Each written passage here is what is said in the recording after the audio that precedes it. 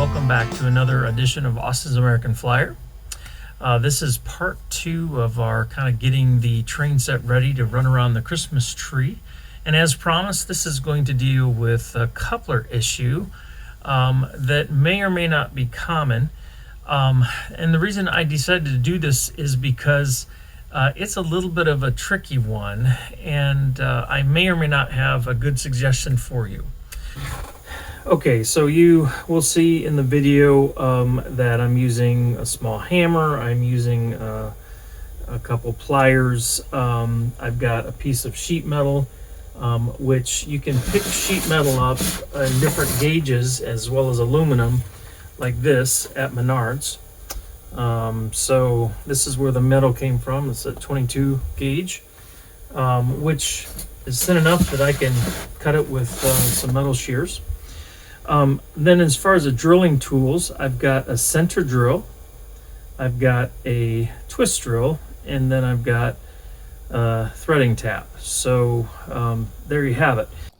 I've been attempting to refurbish some metal passenger cars, and one of them that I'm working on has a bit of a broken shank or extension from the truck, so that there's no way to attach or fix any sort of coupler anymore. These originally had link couplers, but they've been retrofitted. And as you can see, the way they made these was there's a piece of metal that was part of the extension that then turned down, had a hole in it, and so you put a split coupler around that and stick a pin through it, and away you go. It also works perfectly for link couplers. Like I said, those were the original installed piece. So what I have done is two-step. Number one is I made a brass template. Now this extension piece is not long enough, but I'm just kind of using some scrap I had laying around. Drilled a hole in it. I have a screw that I have fixed back here, and just kind of took some measurements and whatnot. Now I have a piece of steel here, and I'm going to attempt to make this out of steel, and we'll see what happens. Okay, here we go with the actual creation of the part. Well, this section has been sped up 600% or times 6. And after taking some measurements from what was left of the extension on the coupler or truck, I went about trying to measure out on a flat piece of metal stock where to make holes and where to make bends.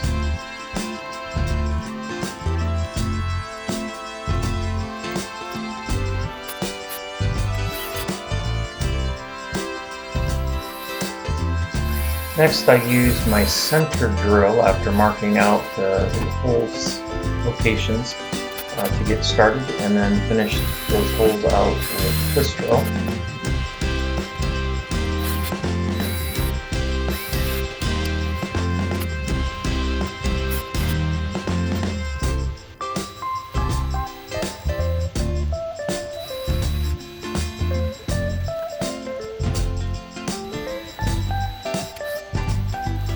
Here I'm using my tap set to thread out the hole for the small screw, and this is a screw that's going to attach our bracket to the existing extension from the truck.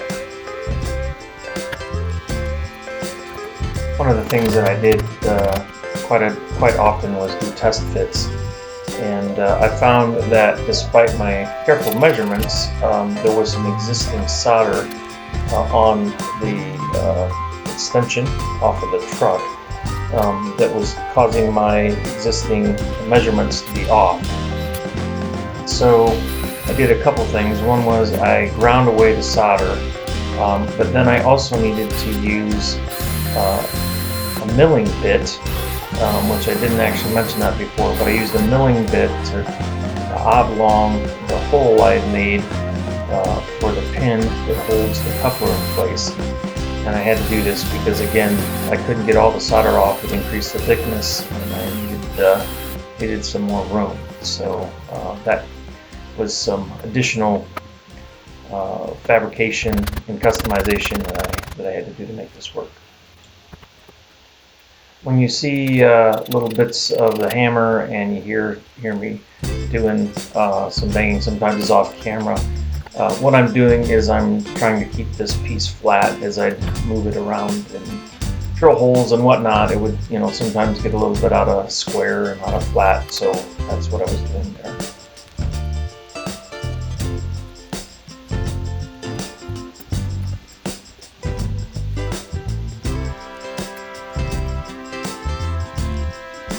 Once I had the part to my satisfaction, it took some trial and error attaching with the screw to get the parts to line up correctly and to get the right kind of clearance that I wanted. Just all kinds of little twists and turns to putting this very simple piece in that took a little longer than you would expect, but I guess that's what happens when you're trying to make a custom part to take care of a unique situation. But after going through this process, my conclusion would be this is certainly a doable way to take care of this particular coupler issue. But just bear in mind that once you get your final part, you're probably going to have to make some additional changes to it to get it to actually work.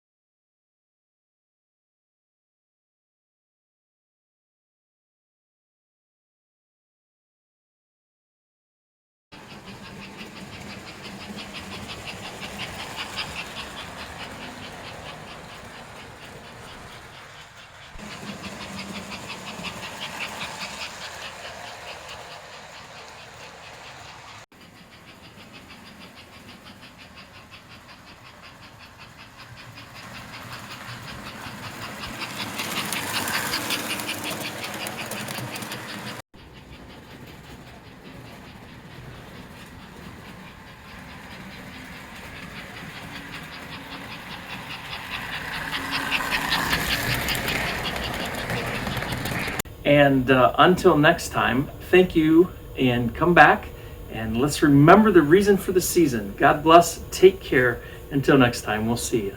Bye-bye.